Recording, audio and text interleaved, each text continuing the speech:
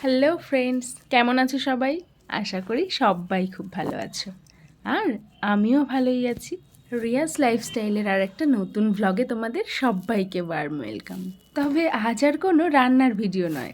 চলো আজ তোমাদের সাথে একটু গল্প করা যাক। সত্যি আমরা মেয়েরা কত কিছুই পারি বলো।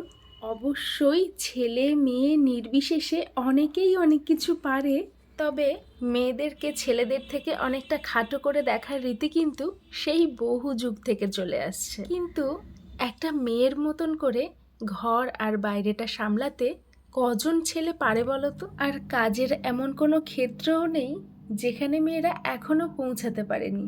তবে কাজের সেই সব ক্ষেত্রতেই মেয়েদেরকেই কেন বলতো নিরাপত্তাহীনতায় এত ভুগতে হবে? যেখানে ছেলেদের থেকে মেয়েরা কোনো অংশেই পিছিয়ে নেই, বরঞ্চ একটু এগিয়েই আছে, সেই অবস্থায় দাঁড়িয়েও আমাদের মেয়েদেরকে ভাবতে হচ্ছে আদৌ কি আমরা সিকিউরড? কতটা সিকিউরড? সে রাস্তাঘাটেই হোক বা নিজের নিজের কর্মক্ষেত্রেই হোক, সে খটখটে দিনের বেলা অথবা নিকষ কালো মধ্যরাত্রে কিংবা পবিত্র ব্রহ্ম মুহূর্তেই হোক, কখনো কোথাও কি মেয়েদের আদৌ কোনো নিরাপত্তা আছে? একটা টাটকা জলজ্যান্ত প্রাণের কি কোনো মূল্য নেই? নাকি মেয়েদের মান সম্মান কেড়ে নেওয়াটা নিতান্তই ছেলে খেলা? আর 5টা সাধারণ অপরাধের বিচারের মতন এরও বিচার প্রক্রিয়া চলবে দিনের পর দিন। আর অপরাধীরা থাকবে বড় বড় সব কর্মকর্তাদের ছায়ায় বহাল তবিয়তে। অনেকেই আবার বলছেন শুনছি তারা নাকি আবার সব গণ্যমান্য ব্যক্তি, পরিচিত মুখ।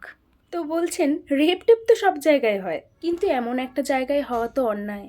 আর প্রতিবাদটাও তো এখানে দারুণভাবেই হচ্ছে।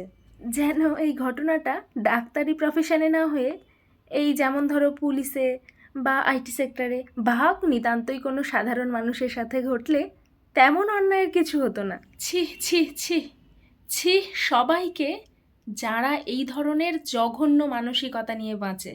তাই আমার সমস্ত বন্ধুদেরকে বলছি, আর মুখ বুজে থাকবে না।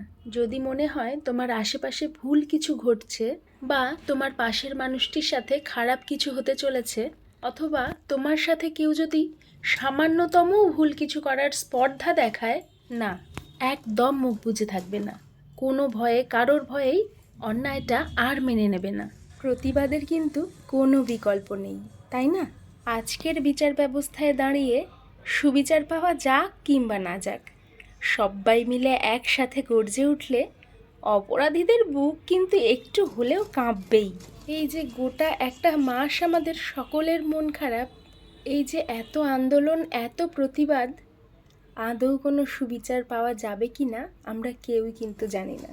তা বলে কি আমরা প্রতিবাদ করাটাও বন্ধ করে দেব? একদম না। যে যার নিজের নিজের মতন করে নিজের নিজের পথে প্রতিবাদটা অন্তত চালিয়ে যাও।